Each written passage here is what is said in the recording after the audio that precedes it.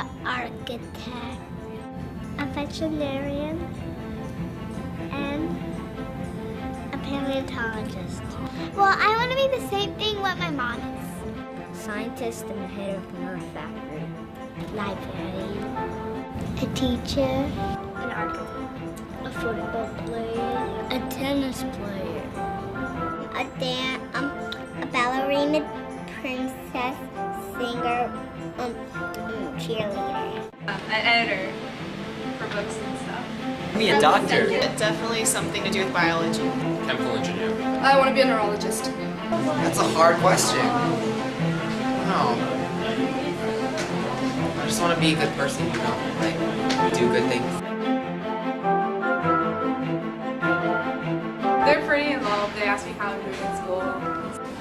More than I'd like them to be. In high school pretty much all the time, but in middle school and elementary they didn't take too much interest.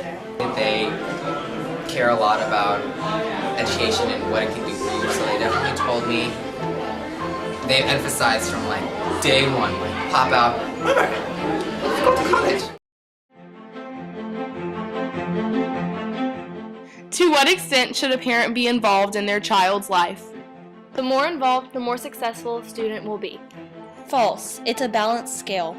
Parental influence is a balanced scale. There should be equal amounts of both involvement from the parents and space for the child to grow on his own. Parents' decisions both directly and indirectly influence their child's potential growth and development, as well as their future well-being.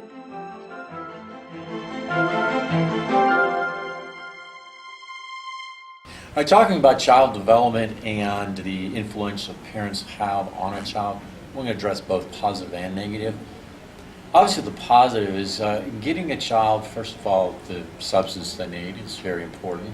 And then beyond that, then beginning to guide them morally, giving them the environment, positive environment, encouraging them to do better in class and in any type of activity that they take on.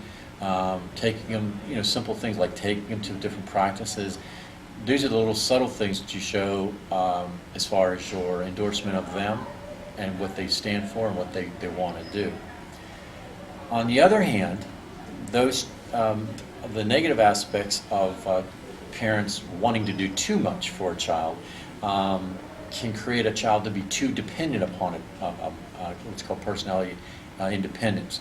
And then a child can make decisions when they get to more of an independent age, such as in adolescence and young adulthood. They don't want to leave home. They can't make decisions on their own. They become very fickle in the things that they do, and it's hard for them to stay on task of whatever they do. So overprotecting or over-guiding a child can also be a detriment. If a person doesn't get those early necessities of life, food and shelter and substance, which is the bottom part of the hierarchy of needs, then they don't strive to get the other, they can't strive to get the other parts of self-esteem and love and all those other things. Too much influence will cause a child to be unsuccessful. Too little influence will cause a child to be unsuccessful. Therefore, the successful child has a balance of parental influence.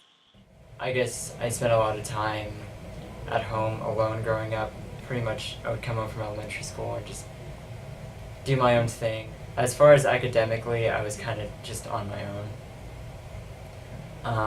I guess when it came time to middle school, picking classes, things like that, I was really just, no one really helped me out with that. And I guess my parents never really put any pressure on me to do well in school or, do my homework or do things like that or, do any extracurriculars or whatever. They were just always busy and stuff. And I don't resent them for it, but I just wish things had gone a bit differently. I never really put much importance into getting my work done and whatever. I was just more concerned about doing things that made me happy or doing things that, I wanted to occupy my time with. Recently I realized, hey, I wish I had done stuff like that. I wish I had pushed myself. I guess my parents don't really understand the rigor and the pressure of school and college and having to get things done and extracurriculars and how important they are.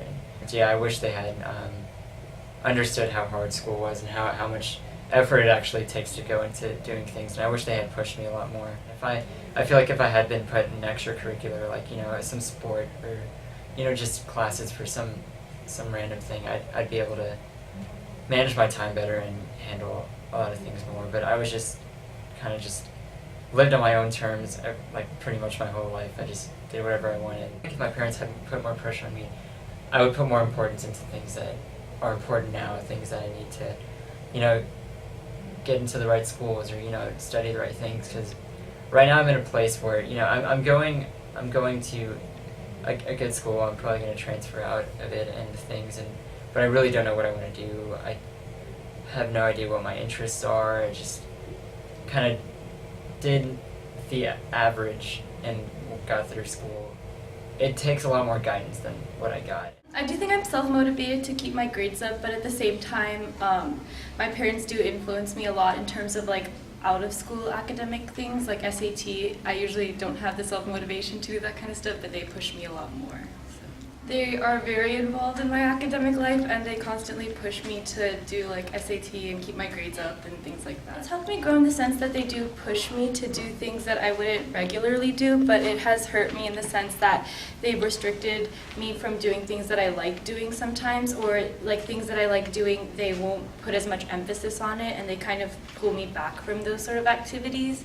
So I guess that kind of hurts me because I don't get to do what I like doing sometimes. They don't really understand kind of how quiz grades work and things like that, so then they kind of like make it a big deal if I do bad on one quiz because they don't really understand how grades work here, and so then in that sense they push me too hard because they really don't like understand how it works. They kind of do tend to be very pushy if they see like one grade slipping sometimes, and they make a big deal out of it. So I would say they are too involved and they don't really give me room to like do my own thing, or they don't really appreciate things that I do outside of school as much because they care too much about like grades and things like that. There are three types, for the most part, of parenting styles. The authoritarian parents, which is, impose standards, and actually the kids who actually have parents like that, they are very dependable, irritable, and submissive. The second type of parenting style would be the permissive one. And there's no control, there's no requirement. So that also, creates kids who are self-centered, codependent.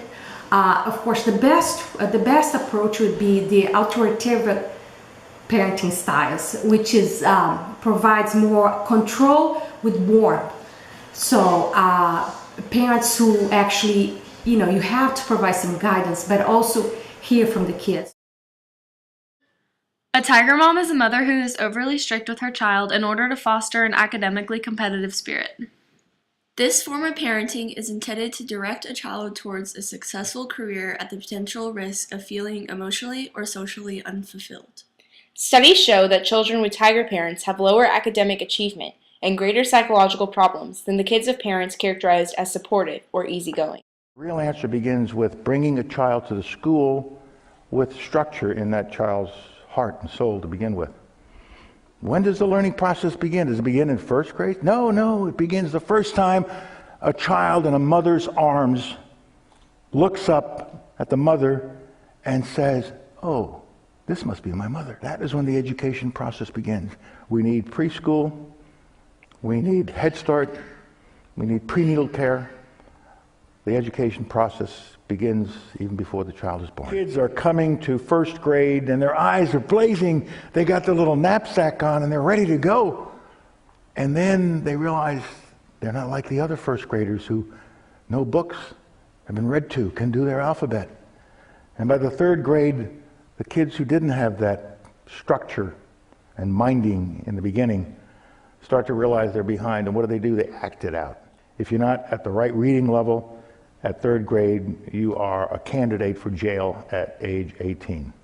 And we have the highest incarceration rate because we're not getting our kids the proper start in life. I tell young people everywhere, it ain't where you start in life, it's what you do with life. As long as you believe in yourself, believe that you can self-improve and educate yourself as you go along. And that's the key to success. But it begins with the gift of a good start.